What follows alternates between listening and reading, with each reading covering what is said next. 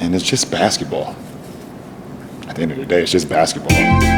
Like and subscribe on the way in the door, my people. I hope you all are having a truly fantastic day today.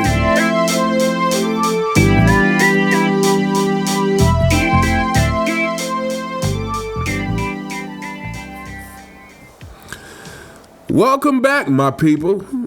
So I mentioned last week that I've been watching a lot of Kobe Bryant interviews lately. And as much as I like Kobe as a player, the more I watch his interviews, the more I like the late, great Kobe Bryant. To me, Kobe Bryant, like all superstar basketball players who have earned championships the right way, who have earned championships by overcoming the odds and by truly working hard in every aspect of the game, from a personal skill standpoint to the mental standpoint to the leadership standpoint. Like all players of that caliber, Kobe Bryant is a very insightful person.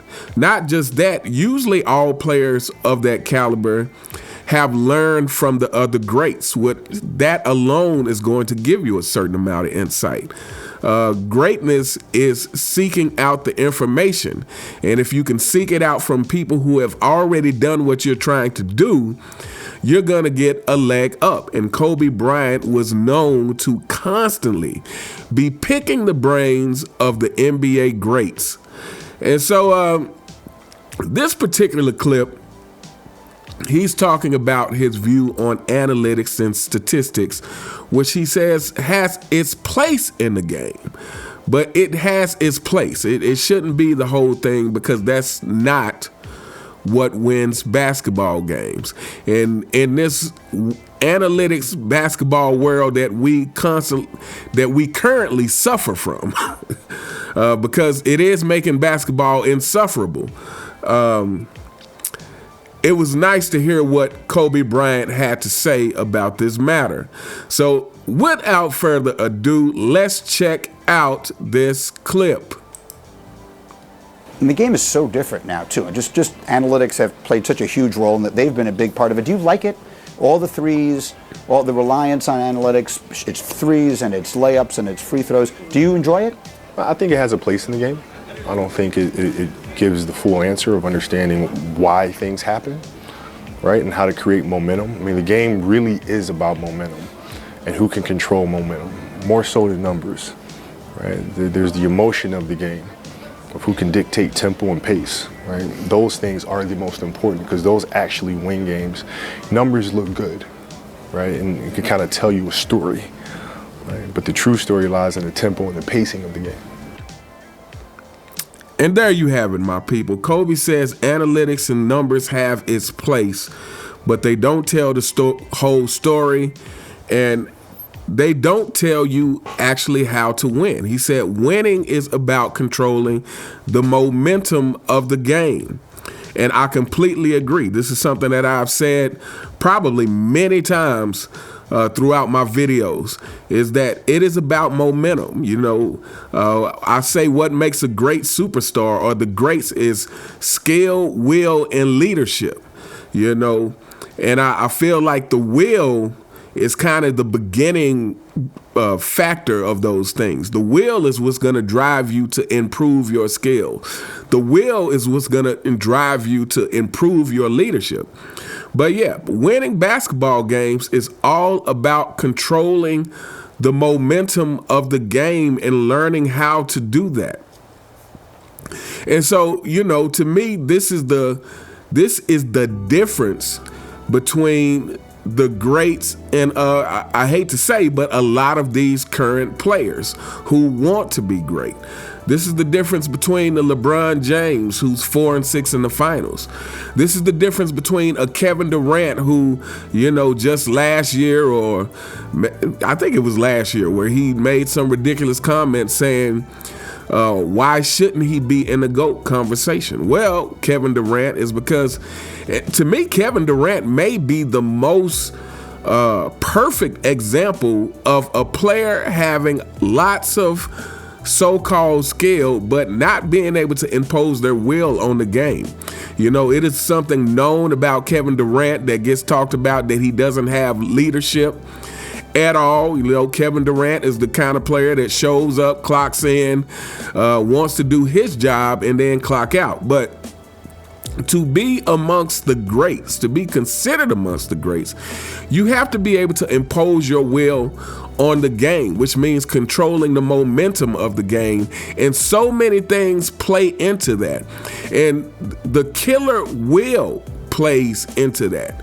Again, when people in the modern day try to dismiss the killer will as if you don't have to have it to be great, it's completely ridiculous, because like I said, so many things go into controlling the momentum. Is knowing when to take over the game. Is not just knowing when to take over the game, but being able to deliver, like when you feel the momentum slipping away from your team, or being able to deliver the kill shot when you guys have the momentum and you need to put the team away.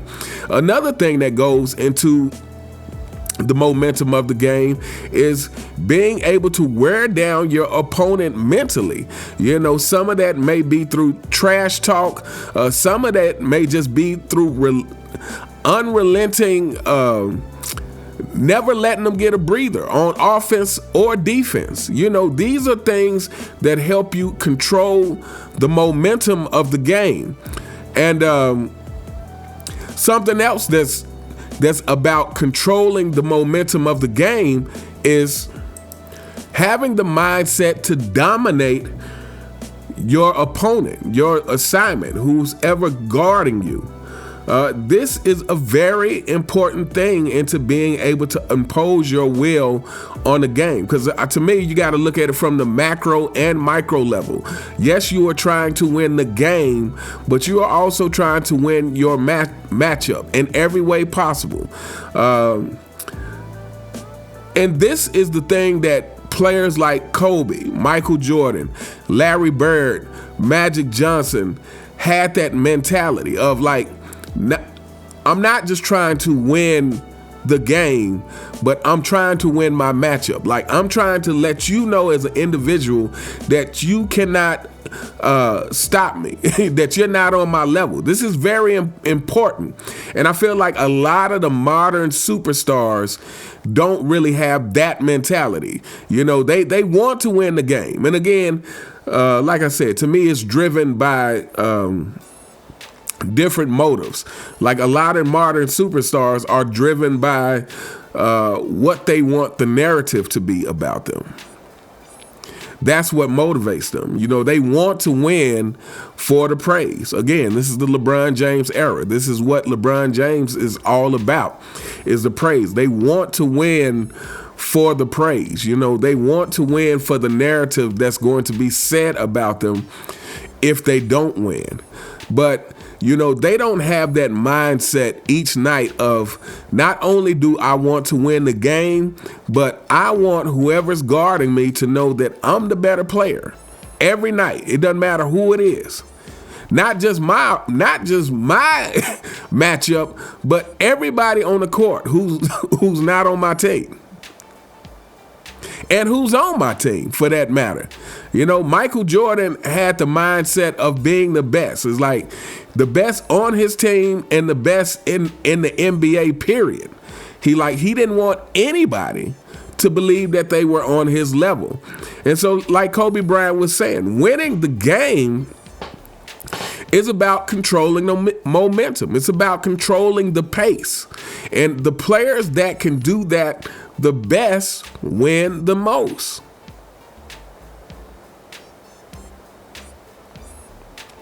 The players that can do that the best win the most, who can impose their will on the game. And this is why I say, basketball used to feel like a battle of wills. It didn't matter who was on what team. When Michael Jordan was battling the Boston Celtics, you know, nobody was thinking about the Celtics having 5 Hall of Famers on it. We were just watching the battle of wills. We were watching that Michael Jordan and his will just seeming inconquerable. You know, even though the Chicago Bulls lost, like Michael Jordan just never ever looked defeated. And because of that, that same will was the cause of him being 6-0. Because by the time Scottie Pippen developed enough to be truly of help, the Bulls didn't lose again. Because Michael Jordan had that inconquerable will.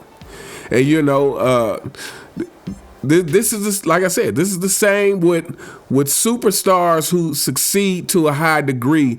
They have that will of, it's not just about winning the game. It's about winning the individual matchups. So the statistics have ruined the game. Like I said, the statistic has made it more about feeling like it's a cheat code.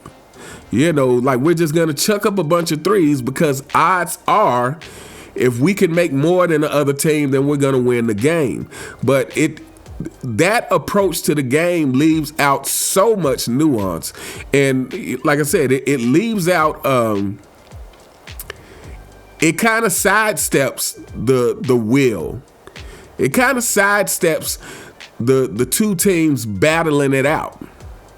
You know, it sidesteps a lot of the obstacles that come with the game of basketball. Like a lot of the obstacles are in the paint.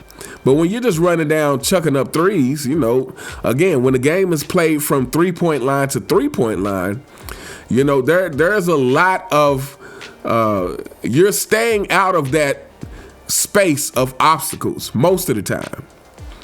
And so you've changed the game from a battle of will to a battle of, you know, it's more like a race.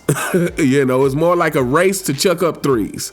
You know, the first to chuck up this amount of threes, and if we can make them, then that's who wins the game.